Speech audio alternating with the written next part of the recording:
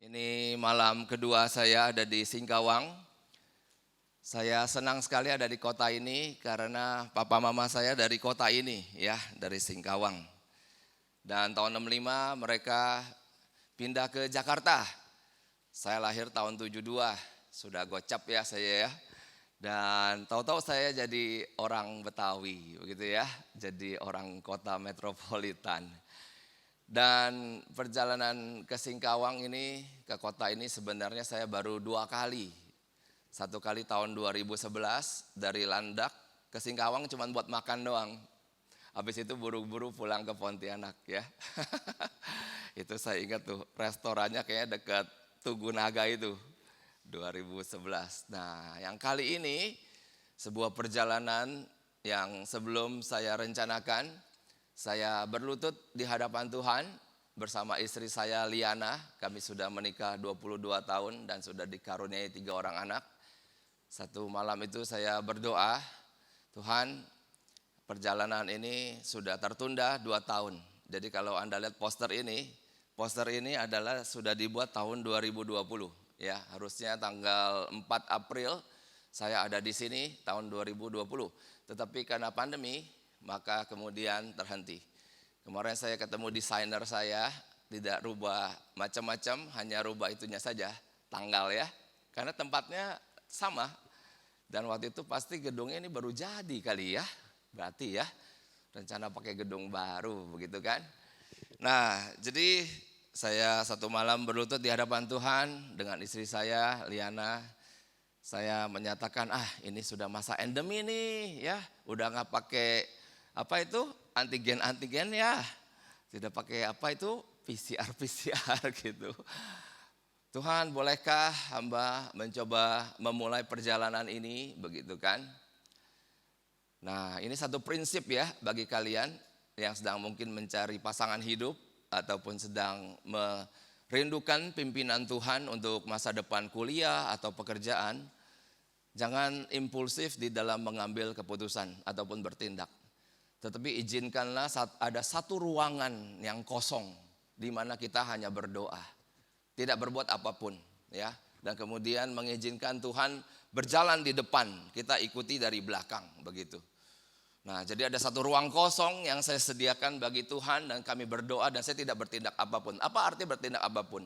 Ya bagi saya mudah kan, saya bisa WA para hamba Tuhan ya, termasuk Muse di tempat ini.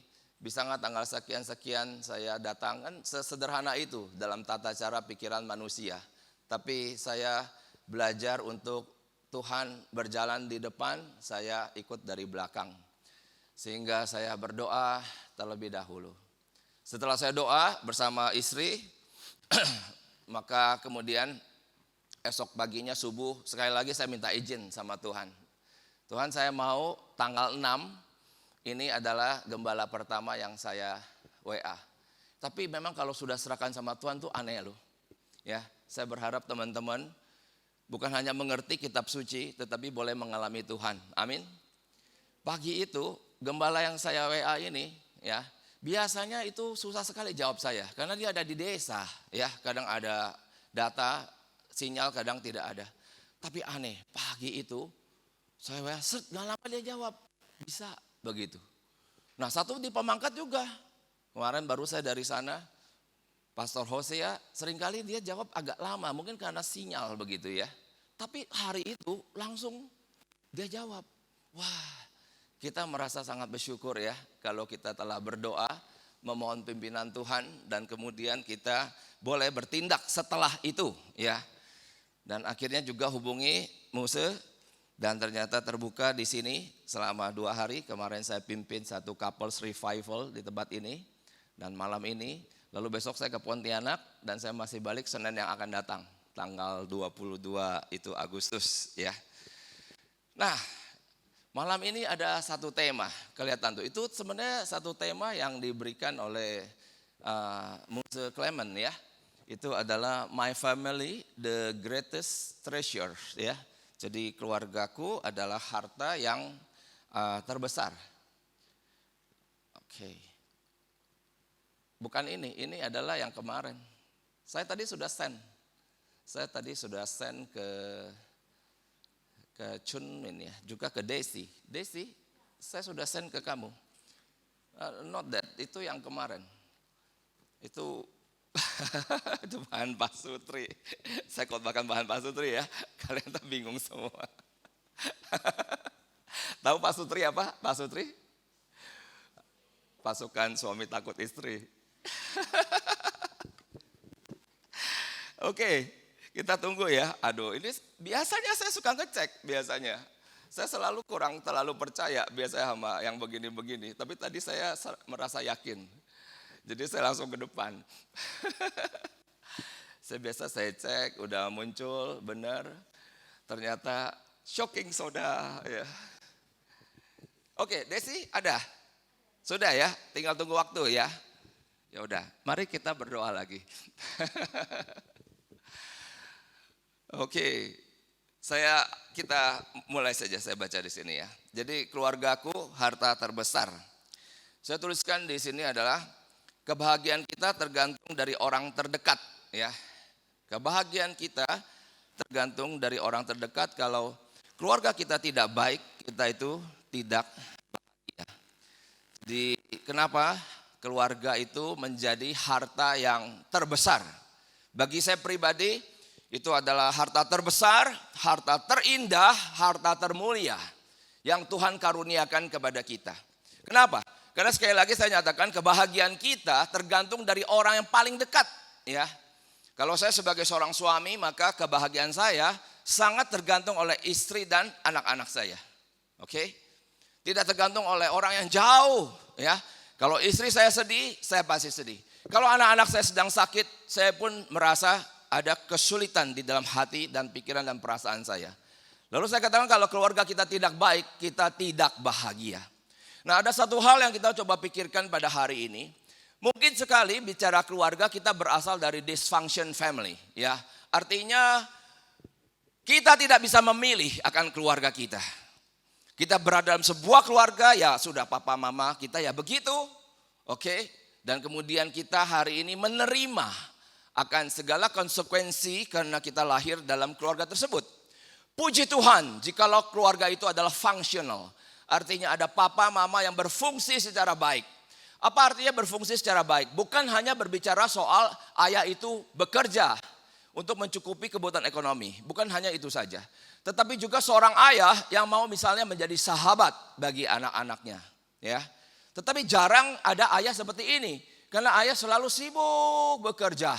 Uang itu sepertinya tidak habis-habis buat digali, buat dicari, begitu ya. Nah, seorang ibu juga bisa, dia menjadi dysfunction. Kenapa? Karena mungkin dia tidak happy di dalam dia berkeluarga. Sehingga dia kemudian mencari berbagai kesibukan, arisan lah, ya, pelayanan lah, apalah, shopping lah, apalah gitu. Sehingga anak-anak banyak sekali yang mengalami kesepian di rumah sendiri. Kita tidak bisa menentukan akan masa lalu kita yang sudah demikian. Tetapi sekali lagi kita bisa menentukan masa depan keluarga kita. Amin. Masa depan yang belum tiba. Hari ini saudara harus betul-betul serahkan kepada Tuhan. Pernahkah Anda secara serius, secara spesifik, secara sungguh-sungguh di hadapan Tuhan berdoa untuk siapakah pasangan hidup kalian? Ya, ada dua hal yang akan menentukan kebahagiaan kalian kelak. Yang itu ada di masa-masa kalian sekarang. Decisive years yang kalian harus putuskan. Tetapi Tuhan harus terlibat masuk. Nah, apa dua hal itu? Hal yang pertama adalah tentang pekerjaan. Ya, apa sih selama seumur hidup kalian mau kerjakan dengan tangan? Harus yang kalian betul ada passion di dalamnya. Bagaimana itu ada passion? Karena memang Tuhan menetapkan kalian bekerjanya itu. Bisa paham ya? Tuhan membangkitkan nelayan. Tuhan membangkitkan akan pedagang. Tuhan membangkitkan akan dokter. Tuhan membangkitkan beribu profesi hari ini yang 20 tahun yang lalu belum ada profesi tersebut. Tetapi hari ini muncul profesi-profesi baru. Luar biasa. Dan tujuan daripada setiap profesi itu adalah untuk memberkati orang. Sebagai contoh, potong rambut. Cilaka kalau nggak ada profesi potong rambut. Betul ya? Masa bisa kita potong rambut sendiri? Gak bisa kan? Nah, tetapi kalau orang punya tangannya yang daripada Tuhan, dia potong rambut kita itu bikin kita tambah ganteng. Betul gak?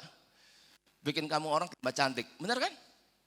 Tapi kalau yang cewek-cewek ketemu tukang potong rambut tidak ada tangan daripada Tuhan, pulang nyeselnya, waduh kenapa muka gue jadi begini, begitu ya. Tapi don't worry, 2 bulan tumbuh lagi kok ya. Ke dokter juga begitu. Ke dokter kalau dia punya tangannya yang daripada Tuhan, kalian datang pasti sembuh. Iya, karena dia ada passion. Dia periksa kita baik-baik. Tapi ada dokter yang bukan dokter. Lah, kok bukan dokter tapi jadi dokter? Mungkin. Karena disuruh papa mamanya jadi dokter. Ngerti ya? Jadi studi dokter nanti udah masuk gitu. Tidak ada passion. Tidak ada sesuatu yang Tuhan percayakan. Akhirnya ya dia cuma jadi dokter tapi tidak ada kuasa kesembuhan.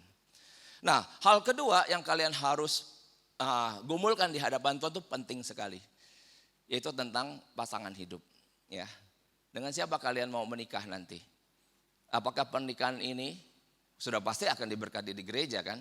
Tetapi orang ini, halo cewek-cewek, berarti cowok ya, si cowok ini, apakah seumur hidup kalian itu akan terus naik, tidak turun jadi kepala dan bukan ekor? Akankah kalian mengalami pertumbuhan? Gumulkan di hadapan Tuhan, hai para cewek. Jadi kalau ada yang nembak, jangan buru-buru menerima. Amin? Kok gak ada amin ya? Ini pada mau menikah gak nih? Ya, yang cowok-cowok juga begitu. Jangan sampai kalian ketemu cewek yang bikin kalian lemes ya. Pelayanan saya salah satunya adalah melayani para pasutri.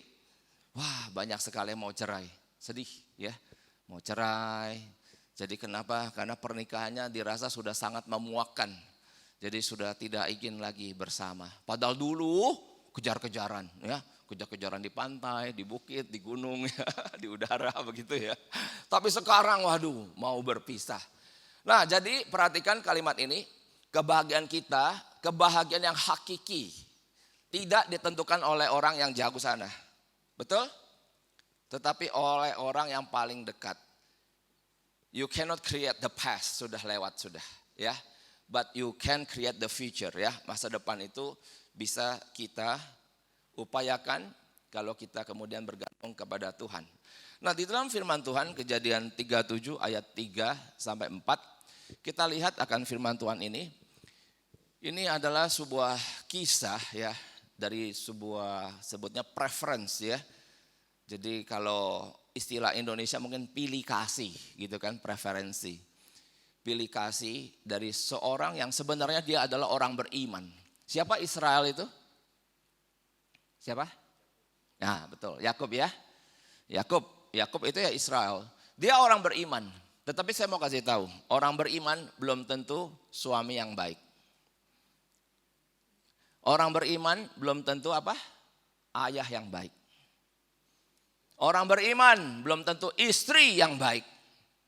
Orang beriman belum tentu ibu yang baik. Dan firman Tuhan berkata, Israel lebih mengasihi Yusuf dari semua anak yang lain. Tuh, pilih kasih. Sebab Yusuf itulah anak yang lahir pada masa tuanya. Dan ia menyuruh membuat jubah yang maha indah bagi dia. Aduh, yang lainnya mungkin bajunya compang-camping kayak kaipang gitu ya. Nah ini satu muncul seperti the King of Kings begitu. Mengkilat sendirian. Semua mata juga bisa melotot ya. Nah setelah dilihat oleh saudara-saudaranya bahwa ayahnya lebih mengasihi Yusuf dari semua saudaranya, maka bencilah mereka itu. Waduh benci ya. Muncul ini perasaan yang alamiah ya. Kalau terasa ada ketidakadilan, ada ketidakbenaran, maka muncul suatu emosi negatif, yaitu di situ dikatakan bencilah mereka itu kepadanya dan tidak mau menyapanya dengan ramah. Tadinya sih oke-oke aja. Hello Sup, mau kemana lo gitu kan, mau mandi, oh hati-hati ya kan gitu kan. Tapi begitu dikasih jubah maha indah, lah kok kemudian mungkin saudara yang lain menantikan. Oh mungkin dia bungsu, dia dapat duluan. Kita kan ber-12, pasti dapat dong. Kan? Amin, amin. Amin gak sih? Iya dong, kalau kalian jadi saudaranya gimana? Ngarep kan? Ngarep.com ya. Ngarep ya. Pengen dong, bener gak? Tapi ternyata tidak ada ya. Tidak ada yang diberikan, cuma itu satu. Waduh, yang lain jadi akhirnya keki ya, sebel. Nah, saya mau mengambil bagian firman Tuhan ini untuk kita boleh menyadari bahwa sekali lagi tadi, perhatikan, seorang suami yang beriman belum tentu suami yang baik ya. Seorang ayah, dia beribadah kepada Tuhan. Dia membaca firman Tuhan, dia berdoa. Tapi saya mau kasih tahu, dikasih garis bold ya. Dia belum tentu papa yang baik. Saya kasih tahu itu. Aneh ya, kenapa bisa begitu ya? Kenapa sih bisa begitu teman-teman? Hah? Bukankah iman harusnya memberikan kepada kita suatu jalan menuju kebaikan? Tetapi kenapa kalau berbicara tentang keluarga, sepertinya banyak yang mentok.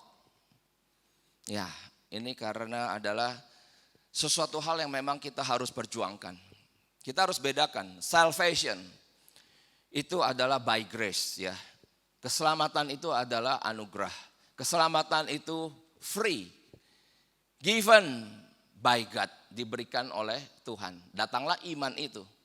Tetapi berbicara soal keluarga yang bahagia, keluarga yang harmonis, keluarga yang mendapatkan perkenanan Allah, artinya keluarga tersebut berjalan, bertingkah laku, mengambil keputusan di dalam apa yang Tuhan itu setujui, perkenan.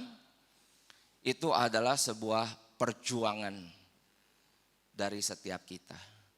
Artinya kalau kita mengabaikannya, jangan harap keluarga itu otomatis itu bagus, jangan harap.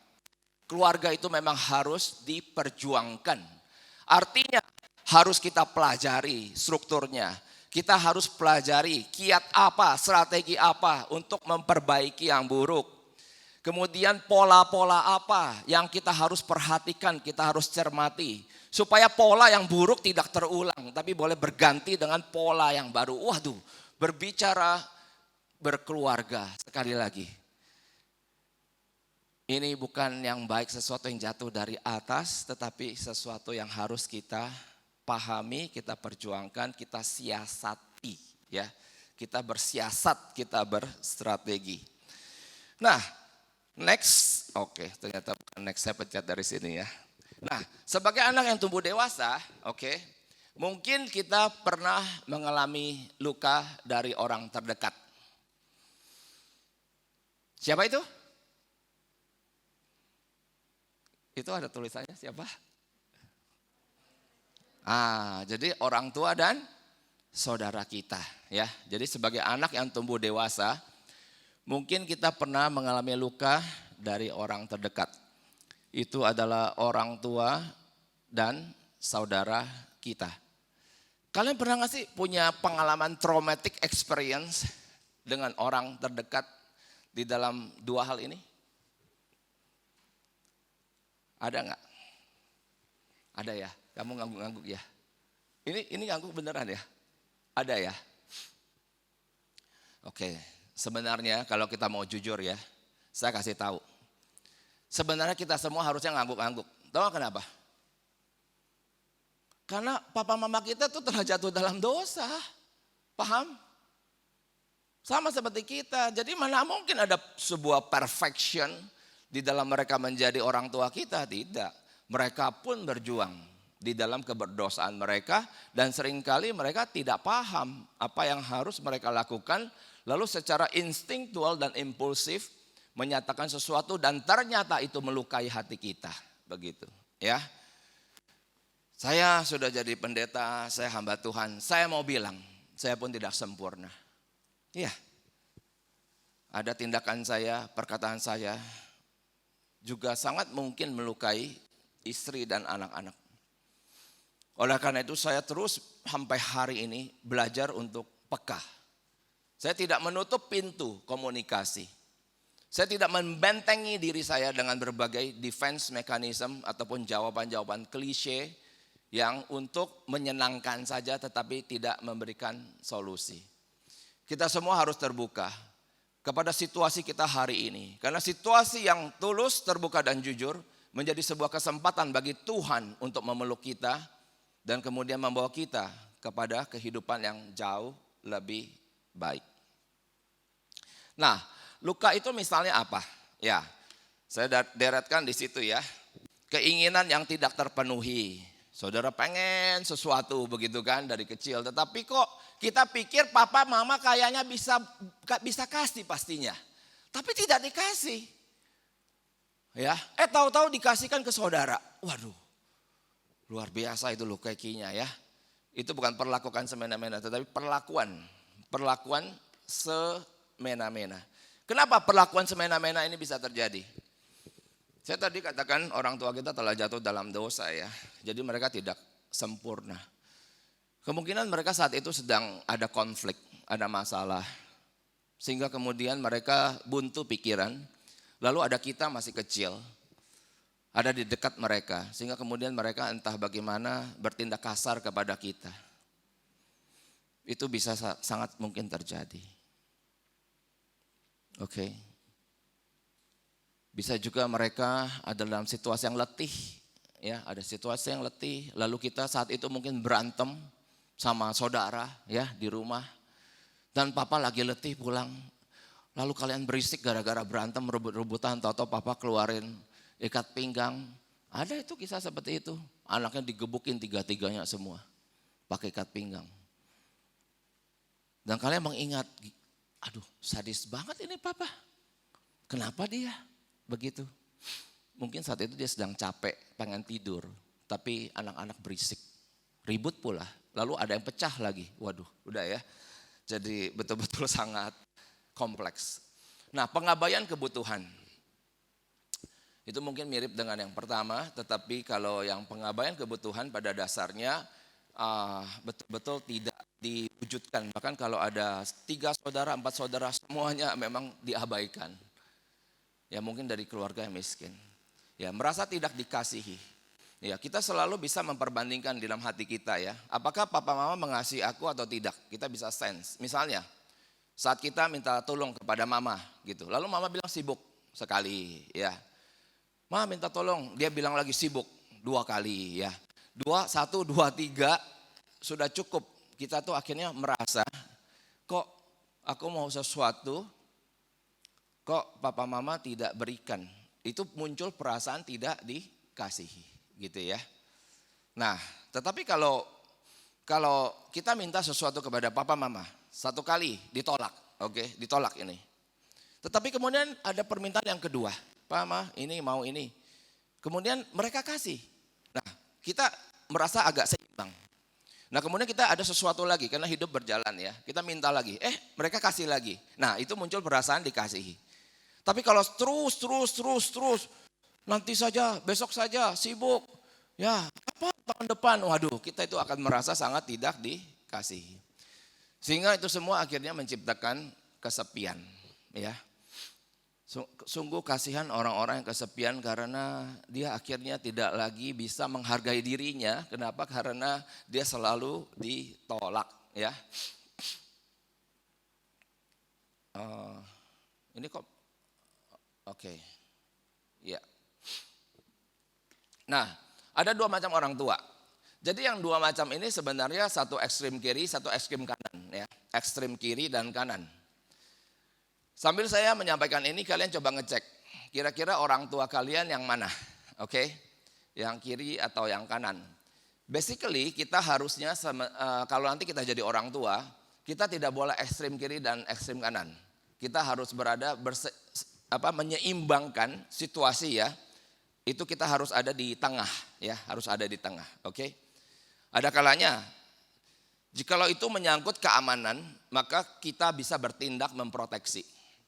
Sampai anak kita maupun kita tidak kasih. Karena sifatnya adalah perlindungan. Tapi kalau overprotective itu biasanya buruk ya. Inattentive itu juga ada kalanya baik. Sama seperti saat mungkin kalian pernah alami. Kalian doa tapi seperti tidak dijawab. Itu bukan berarti Tuhan itu tidak peduli. Tapi Tuhan itu sedang melatih akan kemampuan kita. Ya, pikiran kita, hati kita dibentuk oleh Dia saat Dia diam. Nah ada juga orang tua, saya dengar dengan Liana bisa seolah-olah inattentive ya. Seolah tidak memperhatikan gitu kan. Biarkan saya bilang.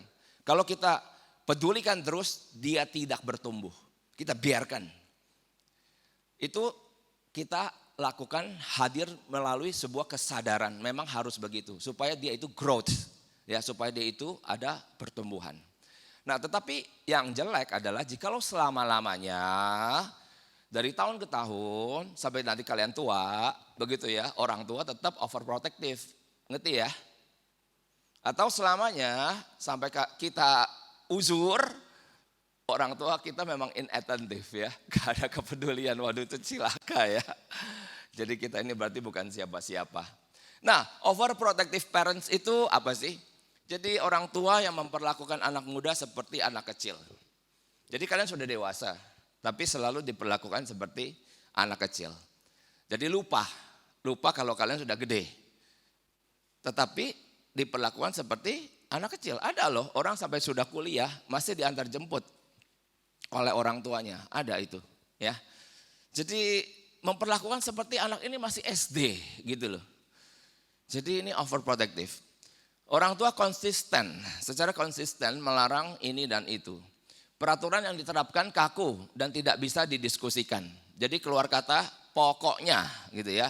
Pokoknya papa sudah bilang gak boleh ya gak boleh. Tapi pak, gak ada tapi. Pak, pokoknya. Nah itu ya. Kemudian orang tua itu tidak mempercayai bahwa anak itu mampu. Bahwa anak itu bisa. Nah yang berikutnya inattentive. Kenapa ada orang tua yang inattentive, artinya attentive itu perhatian. Inattentive artinya tidak perhatian. Itu yang pertama karena masalah ekonomi ya. Masalah ekonomi ini menjadi sesuatu masalah orang tua yang akhirnya membuat, sebentar ya. Membuat dia tidak bisa untuk, ini nyala mati gak sih? Perasaan kok kayak tes. Ini nyala terus ya, coba didengar ya. Tadi saya merasa kayak gini gitu.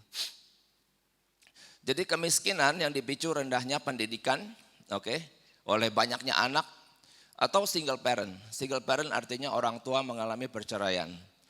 Biasanya kalau orang tua itu sampai bercerai, yang menjadi korban adalah sang ibu. Karena sang ibu have no income. Sehingga dia harus berjuang, entah dia cuci baju, jahit, atau dia buka toko dan berbagai hal.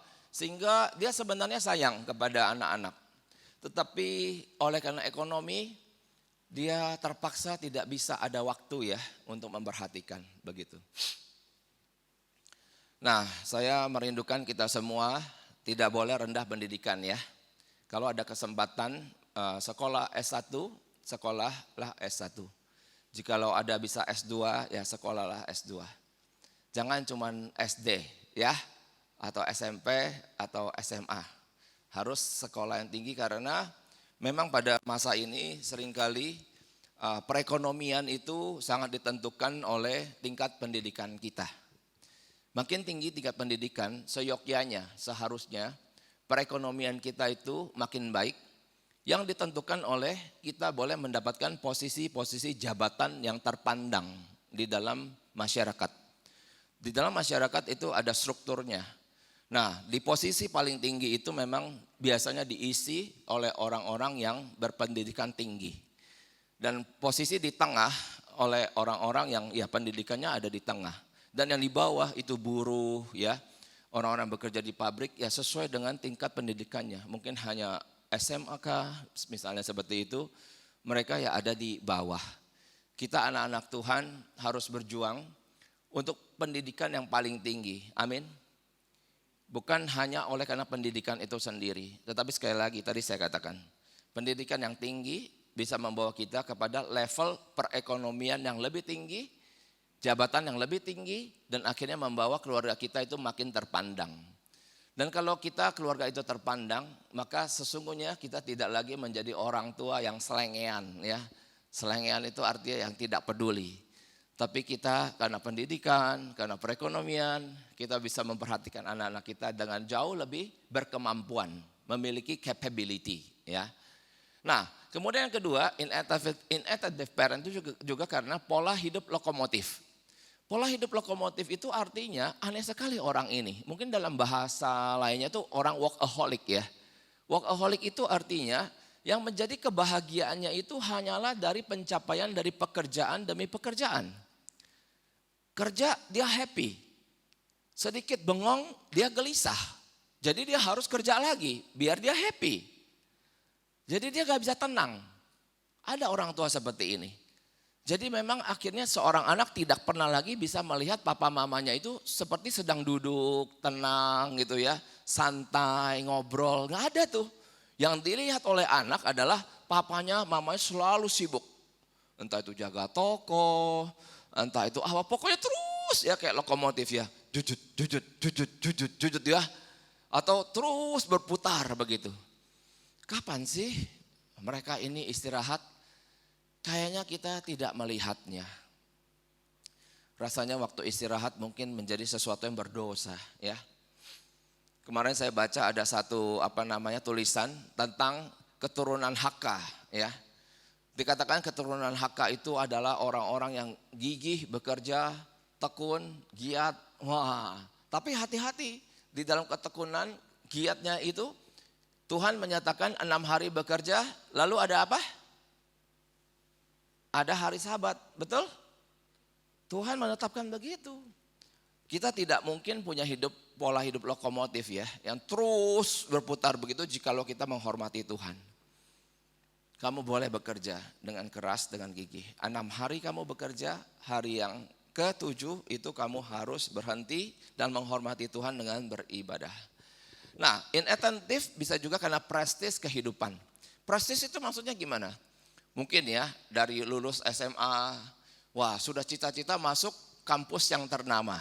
Nah di kampus yang ternama sudah ada suatu kompetitif di dalam misalnya apa? Kompetitif ya, competition. Misalnya apa? Dari baju, dari handphone ya, dari mungkin kendaraan yang dipakai. Dan merasa, waduh kalau saya belum pakai handphone itu kayaknya saya belum bisa masuk ke dalam level society itu. Begitu. Nah jadi ada sebuah prestis kehidupan dan itu kemudian berlanjut. Sampai nanti kemudian menikah, wah kita datang ke pernikahan, wih pernikahannya mewahnya kan gitu kan. Terus kita sanggup atau tidak ikuti pernikahan kayak gitu? Silakan kalau sanggup, gak ada masalah. Tapi bagaimana kalau tidak sanggup tapi kepengen, harus kayak gitu. Nah yang sana bayar pernikahannya lunas, kitanya kredit 20 tahun, ya cilaka toh. Nah saudara-saudara begitu masuk menjadi orang tua, punya anak. Wah anak nih ya. Ketemu di mall, lihat anaknya orang, buset dari atas sampai bawah merek semua nih. Waduh ini yang nempel outfitnya berapa nih? Minimal 2 juta kali ya. Lalu kita lihat anak kita, gak ada mereknya sama sekali. Wah, nah kemudian apa? Prestis kehidupan itu sepertinya seolah-olah gak bisa nih, kayak begini nih. Aku harus bekerja lebih keras. Akhirnya suami istri bekerja tetapi hanya demi prestis dan demi prestis. Lalu anaknya bagaimana? Anaknya cuma jadi pajangan ya. Dikasih hal-hal yang baik tetapi tidak diperhatikan. Yang keempat, kurangnya skill menjadi parent. Saya juga mengadakan suatu pelayanan ya. Pelayanan saya itu dari dating. Jadi dari dating adalah masa pacaran. Makanya ini saya ada bawa buku. Sisa tinggal beberapa itu di belakang. Nanti teman-teman kalau mau boleh beli ya ini ya. Saya selalu percaya buku itu bisa membawa kita kepada suatu wawasan kehidupan yang jauh lebih tinggi ya. Karena di dalam ini mengandung kebenaran. Pikiran kita tuh segini. Begitu baca buku tiba-tiba dikerek naik cek gitu. Sehingga kita punya selera jadi naik, kita punya pengetahuan jadi naik, kita punya keinginan harapan jadi naik, ya kan? Tapi kalau nggak baca buku gimana? Ya segitu aja. Sampai hari ini saya tetap melatih diri saya membaca buku. Nah ini satu buku yang saya buat dengan istri saya Liana. Kalian nanti bisa dapatkan di belakang kalau kalian ingin menggumuli tentang apa. Ini adalah tentang dating ya, dating insight, insightful Christian dating principles. Jadi ini isinya prinsip-prinsip kebenaran firman Tuhan tentang pacaran. Nah pelayanan saya itu dari pacaran ya.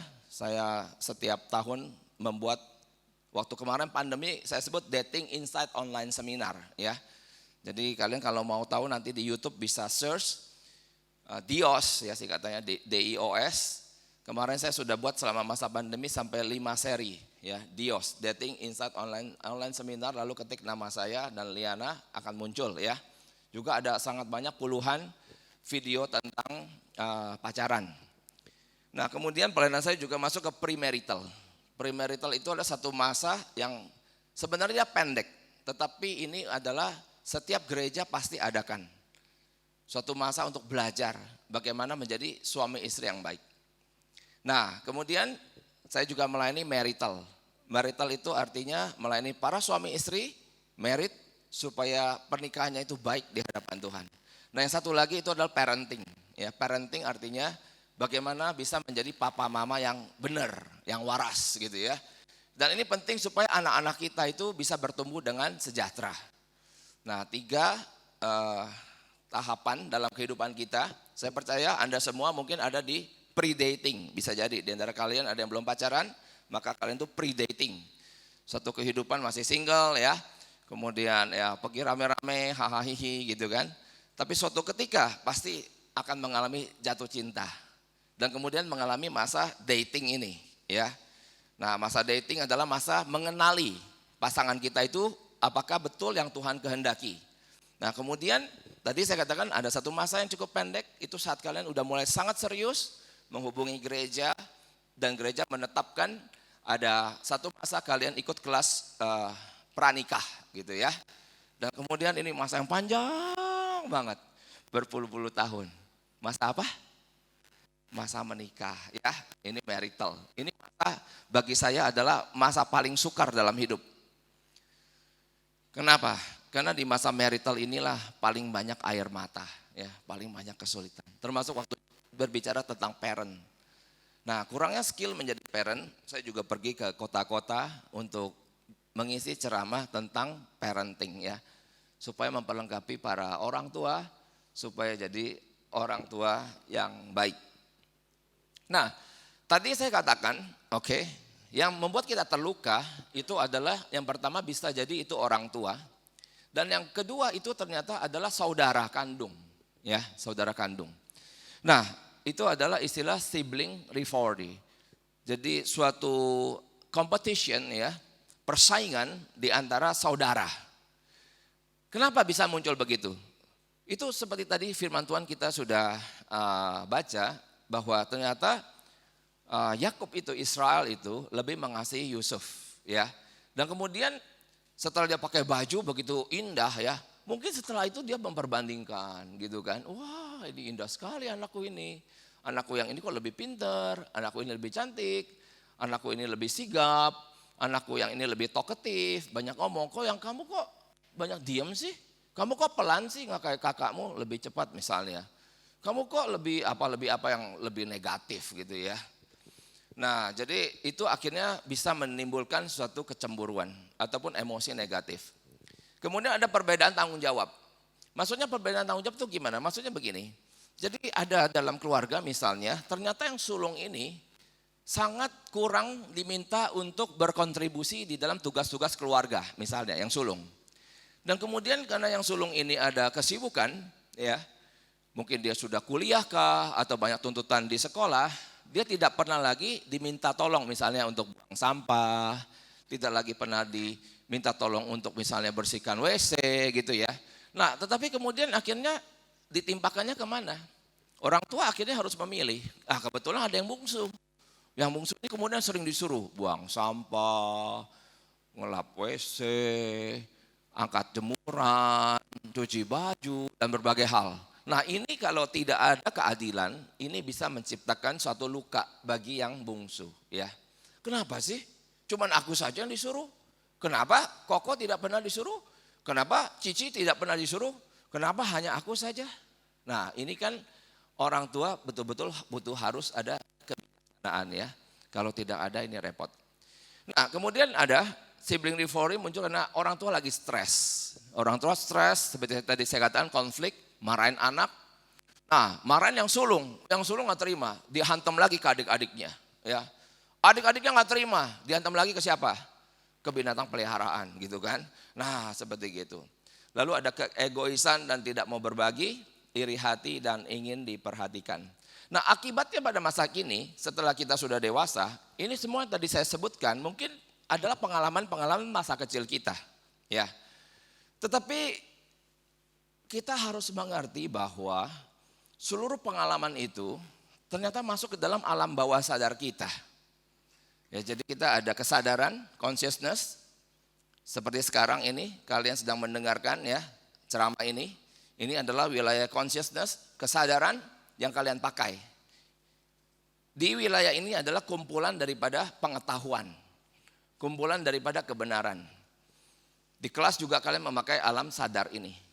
Nah, tetapi ada juga alam bawah sadar. Alam bawah sadar itu adalah sebenarnya apa? Itu tumpukan, bukan pengetahuan, tetapi tumpukan pengalaman masa lalu. Ya, jikalau tumpukan pengalaman masa lalu itu baik, maka respon kalian hari ini baik. Tetapi jikalau tumpukan pengalaman masa lalu itu buruk, hari ini sebaik apapun situasinya, kalian beresponnya buruk. Ya, pernah ketemu gak orang kayak gitu? Orang selalu mengeluh gitu. Padahal hidupnya udah baik, tapi mengeluh terus. Karena tumpukan pengalaman masa lalunya itu ya, penuh dengan hal-hal yang membuat dia trauma. Sehingga hari ini mungkin dia sudah anak Tuhan. Tetapi di dalam alam bawah sadar itulah yang kemudian terus menyala. Terus untuk mendominasi ya. Mendominasi akan respon perkataan dan tingkah lakunya pada hari ini. Hati-hati. Nah, sehingga akibatnya pada masa kini ada kemarahan terpendam. Entah kenapa ya, kemarahan terpendam ini misalnya apa? Misalnya, kalian lihat ada teman sukses. Kalian bisa kayak keki gitu loh. Mestinya kan kalau teman sukses kalian senang. Benar gak sih? Hello? Benar kan? Tapi kalian pernah lihat gak sih ada orang yang senang kalau lihat orang susah?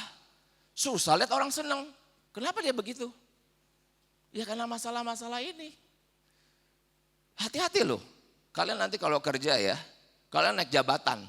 Jangan pikir semua orang tuh tepuk tangan bagi kalian. Ternyata ada orang-orang itu ya, yang kelihatan di depan kita baik, di belakang itu nusuk. Karena dia tidak senang lihat kita berhasil. Dan orang-orang inilah yang punya masalah dengan yang tadi saya sebutkan itu. Nggak pernah dibereskan. Sehingga dia ada kemarahan terpendam. Kenapa dia yang naik jabatan? Kenapa bukan saya? Kenapa yang dia dipilih? Bukan saya. Terus begitu. Waduh. Dan ada kemarahan. Dan dia bisa sampai berbuat tindakan-tindakan yang irasional. Ya, nanti dia mulai di belakang kita. Jadi di depan kita itu dia baik. Tapi di belakang kita ngejelek-jelekin kita. Cilaka ada orang kayak gini loh. Itu karena dari dysfunction family. Ya. Jadi kemarahan yang terpendam. Dan dia juga tidak bisa membangun keakraban. Kalau dia kecewa dengan temannya, tahu-tahu dia silent. Udah dia diam aja. Padahal namanya relasi kan pasti ada saling memberitahu, saling menegur, benar kan? Tapi orang ini kalau punya masa lalu tadi, begitu dikasih tahu, pundung. Pundung itu istilah Jawa Barat, artinya udahlah, seralulah. Ya, hidupku gitu. Ya, berarti tidak pernah bisa punya teman baik. Tidak pernah bisa punya sahabat. Karena sahabat itu saling memberitahu. Amin. Tapi begitu dikasih tahu langsung tersinggung. Kapan mau punya teman baik kalau kayak gitu? Hey, hello. Nggak pernah bisa punya teman baik. Karena begitu dikasih tahu langsung, apa sih lu? Siapa lu ngasih tahu gua? Apa lu? Jadi dia kayak orang emosional gitu loh. Kebayang gak sih? Tapi mungkin dia gak tunjukkan depan kita. Dalam hatinya itu. Dia kemudian dia diemin kita. Kita gak diajakin ngomong lagi sama dia gitu. Sampai kita bingung. Gue salah apa ya sama dia ya? Kenapa tiba-tiba dia diemin gue ya? Pernah gak sih kalian ngalamin kayak gitu? Pernah kan? Tahu-tahu didiemin. Kalian pasti ada salah tuh. Ngomong sesuatu ke dia. Sampai dia tersinggung. Tapi pertanyaannya kenapa lu mesti tersinggung? Bukankah teman memberitahu apa adanya, betul? Teman kan adalah cermin. Sehingga kalau kamu berantakan, dia kasih tahu, lu berantakan. Kemudian teman juga punya selera. Ya kalau teman baik ya. Kemudian kita saling mengadu selera. Misalnya kita bilang, makanan di situ enak banget loh. Wah enggak, enakan yang di sini. Terus tersinggung. Lah kenapa ya? Kenapa sih gitu sih? Kan cuma bilang makanan kan, benar gak sih? Gak masalah toh. Nah tetapi sekali lagi ada akibat pada masa kini. tidak bisa membangun keakraban karena mudah sekali tersinggung. Dan kemudian kerusakan harga diri. Ya emang gue orangnya beginilah, bodoh, payah, gak bisa apa-apa.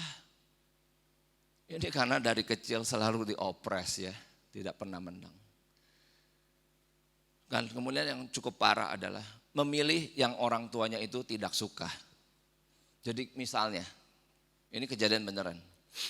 Orang tua tuh pengen anaknya tuh cepet-cepet punya pasangan hidup ya. Kamu kapan punya pacar gitu ya, cepetan menikah.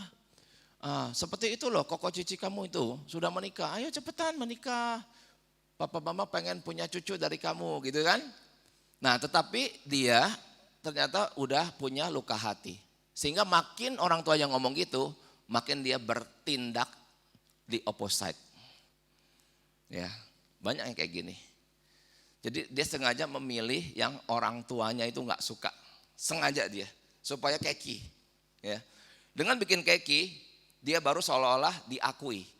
Karena kalau nggak bikin keki, orang tua itu tuh kayak nggak tahu dia ada gitu loh. Jadi dibikin keki aja biar terus mulai diomongin. Baru senang. Eksistensi dihargai, tapi negatif. Dependen dan tidak berani mengambil keputusan. Itu akibat juga yang buruk pada masa kini. Nah 7 figur yang menjadi sasaran kemarahan ya, ini tanpa kita sadari. Yang pertama pasti orang tua. Yang telah mungkin menciptakan situasi tersebut dalam diri kita tanpa mereka sadari. Sekali lagi karena mereka juga terbatas. Sehingga kita harus punya hati yang besar pada hari ini untuk mengampuni mereka. Ya, mengampuni mereka. Kemudian saudara ya. Jadi saudara menjadi sasaran kemarahan kita. Nah, ini bisa terjadi adalah saat sudah dewasa ya. Saat sudah dewasa ada orang tertentu nggak mau kumpul dengan saudaranya, nggak mau. Dia berpikir kalau ngumpul sama dia cilaka gua. Jadi nggak usah ngumpul. Nah, kalau ada Imlek datang sebentar setor muka langsung kabur gitu ya. Nah, yang menjadi sasaran kemarahan juga adalah diri sendiri. Diri sendiri maksudnya apa?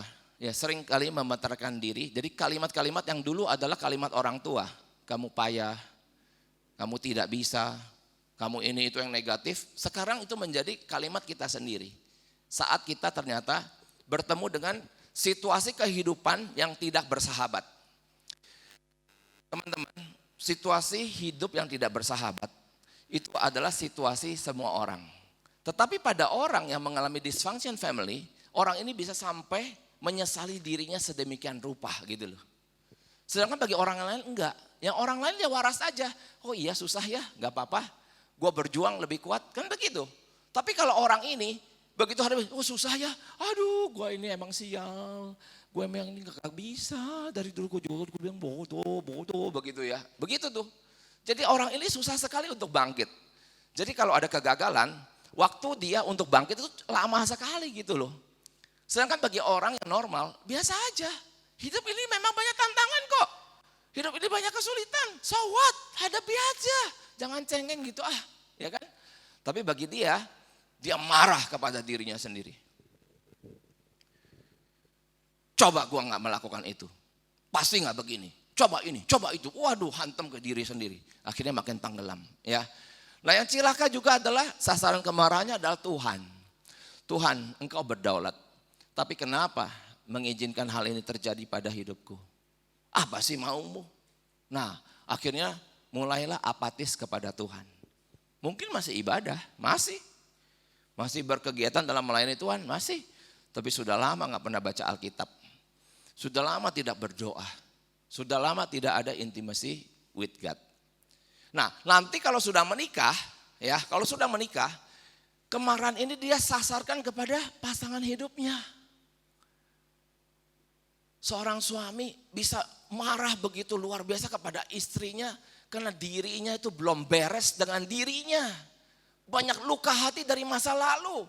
Sekarang dia udah menikah, dia hantam kepada orang terdekat. Demikian juga suami pada istri, istri juga pada suami. Cilaka. Jadi waktu menikah belum beres dengan hidupnya, ya.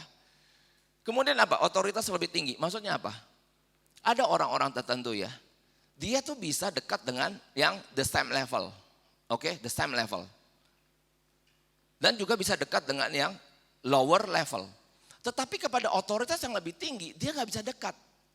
Dia cenderung curiga kepada otoritas lebih tinggi. Misalnya, dia kerja nih ya, jadi seorang staff. Ada manajer kan, ada direktur kan. Nah kepada posisi ini, dia menaruhnya iri hati. Selalu kesal dengan keputusan yang di atas. Jadi kalau ada keputusan, dia selalu kayak mau ambush gitu loh. Ambush itu artinya dia pengen bajak. Pengen dia menyatakan ketidaksetujuan. Jadi orang-orang model gini ya, selalu suka demo gitu loh. Ngerti gak sih suka demo? Paham? Demo melulu kerjanya tiap hari. Hello, kamu ini ada masalah apa sih? Tiap hari demo. Jadi ada peraturan ini, peraturan itu di atas ya. Bukan dia syukuri. Bukan aduh makasih ya Pak untuk peraturan baru ini. Enggak, dia selalu attacking. Dia serang terus, serang. Ini orang bermasalah. Ini orang begini gak bisa kerja. Di perusahaan manapun akan jadi public enemy. Paham? Hello? Akan jadi apa? Public enemy. Akan jadi musuh. Musuh semua orang. Siapa yang mau angkat kamu? Kalau gaya kamu tuh begitu. Tetapi kepada teman-temannya oke. Dan teman-temannya tuh merasa. Teman-teman nih ya. Bagus yang kamu suarakan. Kamu tuh ciamik. Kita mah gak berani ngomong, tapi kamu berani gitu. Dikasih jempol kita sama teman-teman.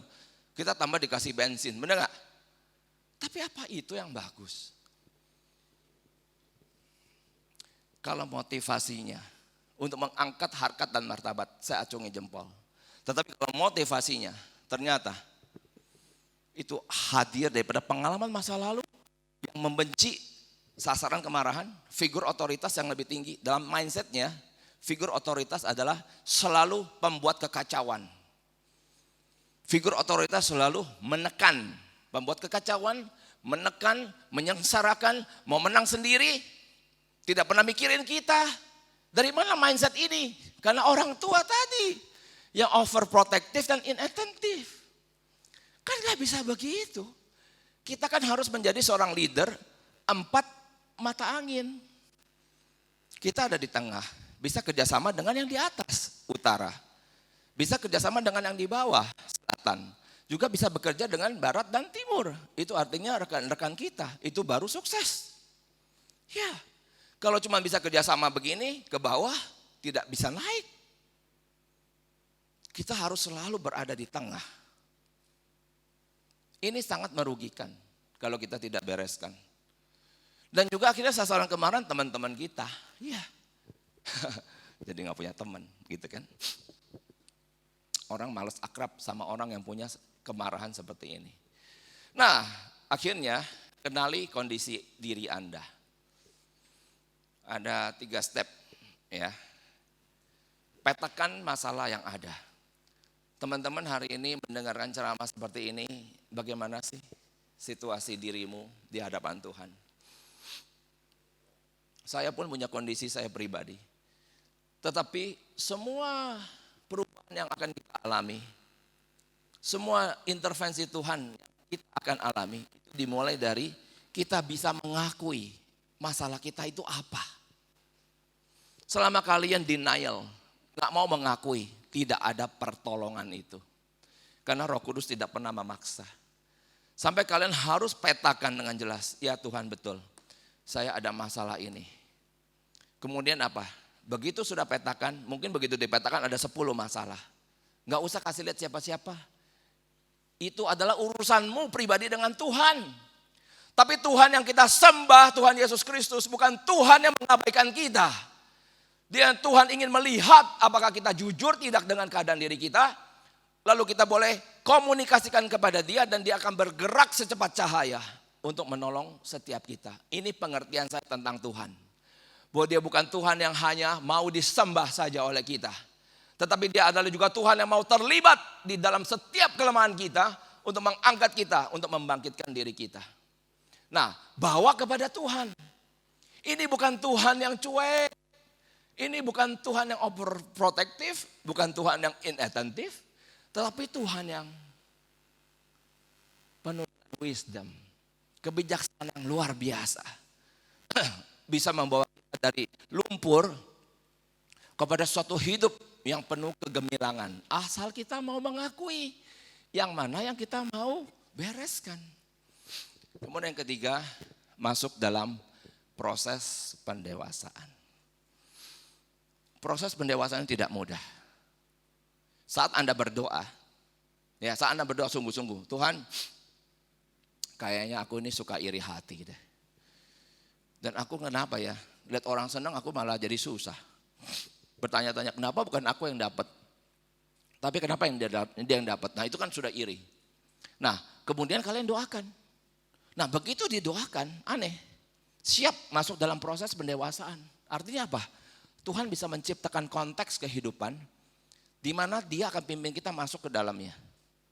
Dan mau membentuk iri hati kita itu supaya hancur. Siap tidak? Kalau kalian siap, kalian akan menang. Tapi kalau kalian tidak siap, kalian akan withdraw. Jalan memutar. Nggak mau lagi diurusin soal itu. Banyak orang seperti itu. Saya mengerti saya banyak kelemahan. Saya hadapi satu demi satu. Kami ada family altar di rumah. Pernah satu kali saya berkata kepada anak-anak, minggu depan tema family altar adalah kalian boleh sebutkan kelemahan papa mama. Nah gitu ya. Jadi kelemahan papa mama. Nah setelah saya sampaikan firman Tuhan, mulailah kemudian anak saya 3 bayangkan. Satu-satu saya kasih izin untuk berbicara tentang kelemahan papa dan kelemahan mama. Waduh itu menjadi satu family altar rasanya paling lama yang saya rasakan. Yang sulung mulai memetakan. Waduh memetakan. Papa tuh orangnya, nah itu ya, dalam kacamata dia. Gimana? Mau saya denial? Papa emang udah begini, dari sejak kamu belum lahir juga udah begini, mau apa kamu? Begitu? Itu namanya cari ribut ya. Gak bisa kan? Akhirnya apa kata anak saya? Papa tuh orangnya gini, ya saya harus dengarkan. Tetapi kan saya mengerti, jikalau saya cuma dengar, apa saya bisa berubah? Enggak. Saya pagi-pagi saat saya intim dengan Tuhan baca Alkitab, saya berdoa ya. Saya berlutut di hadapan Tuhan. Saya sebut kelemahan yang disebutkan oleh anak saya itu. Saya hancurkan in the name of Jesus. Tuhan Yesus adalah Tuhan Juru Selamat Sang Penebus. Bukan hanya menyediakan tempat bagi kita nanti di sorga. Tapi hari ini Dia mau dealing with your sin. Dia mau dealing dengan dosa kalian masing-masing. Pernah gak kalian petakan dosa itu, bawa kepada Tuhan? Lalu berlutut menangis, Tuhan angkat dosaku ini. Pernah tidak? Lakukan itu. Coba deh. Kalian pasti mengalami kemenangan. Pagi-pagi saya doa di hadapan Tuhan. Tuhan saya tidak mau ditemukan sebagai seorang ayah yang anak saya sebut itu. Saya tidak mau. Aku hancurkan dosa itu di dalam nama Tuhan Yesus Kristus. Nah di dalam family altar itu saya juga berkata kepada anak-anak. Doakan papa ya, papa janji. Papa tidak jadi orang seperti itu lagi. Dan kita lihat sampai akhir tahun, sampai nanti Desember. Papa masih begitu gak? Kalau masih begitu, kasih tahu papa. Tapi papa bertekad. Dengan pertolongan Tuhan, dengan belas kasihan Tuhan, papa mau berubah. Jikalau anak kita tidak melihat perubahan diri kita, saat saya berkata sesuatu kepada dia, dia pun tidak mau berubah. Alah, papa juga gak bisa kok. Nyuruh-nyuruh orang. Tidak. This is the battleground. This is peperangan. Harus dimenangkan pertama memang oleh orang tua. Harus menang. Baru kemudian anak-anak bisa mengalami suatu sense. Suatu sense bahwa battleground ini bisa dimenangkan. Karena dia lihat papa mamanya juga berjuang dan menang. Ya. Jadi saudara-saudara harus kemudian petakan masalahnya apa.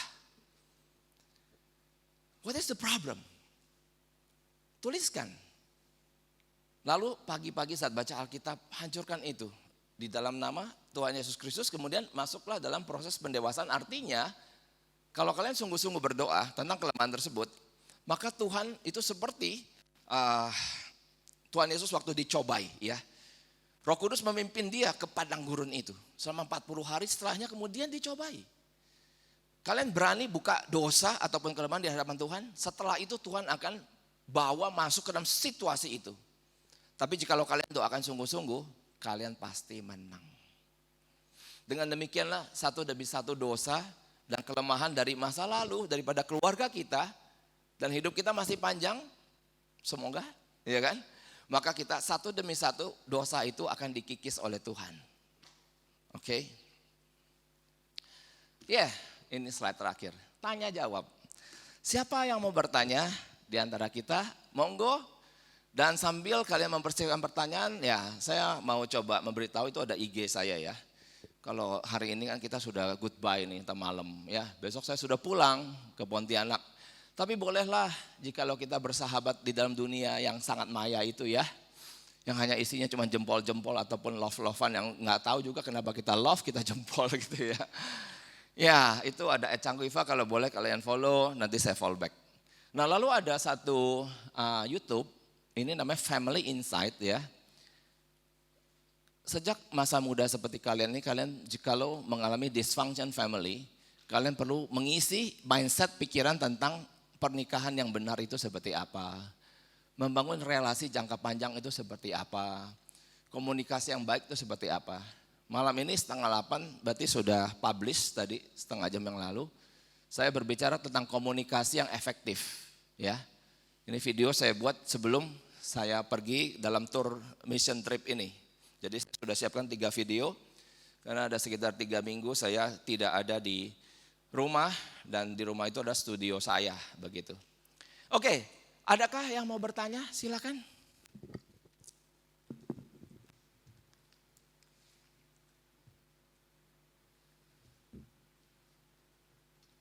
Kemarin udah dibilangin sama cuan taunya, Pak di sini mah kalau tanya jawab nggak ada yang nanya katanya.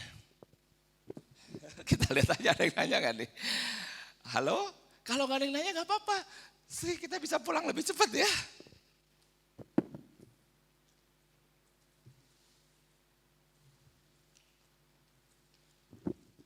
Tidak ada? Kelihatannya nggak ada ya. Kalian ini memang anak-anak pendiam, baik ya. Tapi belum tentu Tuhan suka loh. Jangan pikir diam gitu ya Tuhan suka ya. Tuhan Allah itu Tuhan yang berkata-kata. Makin mendekati gambar dan rupa Allah, makin cakap kita berkata-kata. Amin. Sedangkan kalau diam itu tanda daripada orang yang satu mungkin sakit ya. 2, diam, insecure ya. Saya ingat dulu ya, waktu saya masih SD. Guru kan nanya kayak gini, siapa yang mau nanya gitu. Terus saya nekat, Pak saya mau tanya ya kan. Terus saya nanya, begitu saya nanya dia marah. Dia bilang apa? Kamu gak dengar tadi saya udah ngomong bagian itu? Loh saya nanya terus saya balik dimarahin. Habis itu saya takut sekali, gak berani nanya. Sampai SMP, sampai SMA. Nah begitu saya kuliah teologi ya, baru saya berani nanya lagi. Kenapa? Karena dosennya tuh ngomong gini, begitu ada pertanyaan. Dia dosennya bilang begini, begitu ada yang nanya ya. Wah saya kok belum pernah mendengarkan pertanyaan kayak gini ya. Pertanyaan ini bagus sekali. Wah kita dipuji ya. Besok-besok kita nanya terus. Ayo siapa yang mau saya puji nih. Pertanyaannya bagus sekali ya. Waduh ayo nanya. Pertanyaannya ciamik nih. Waduh luar biasa. Ada yang mau nanya? Ini pada sibuk saya punya IG ya. Aduh terima kasih ya. GR sendiri gue nih. Desi, IG gue dong ya. Supaya kita bisa, ya udah belum?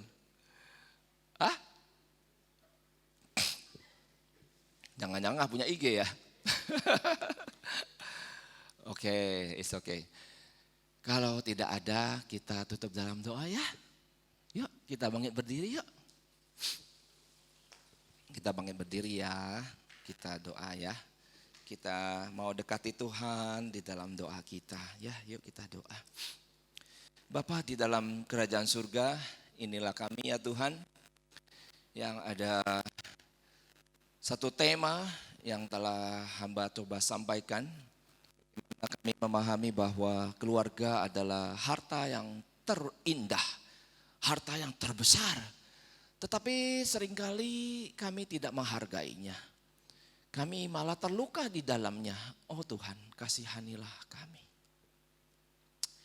Dan tolonglah supaya setiap kami boleh menang atas segala keadaan.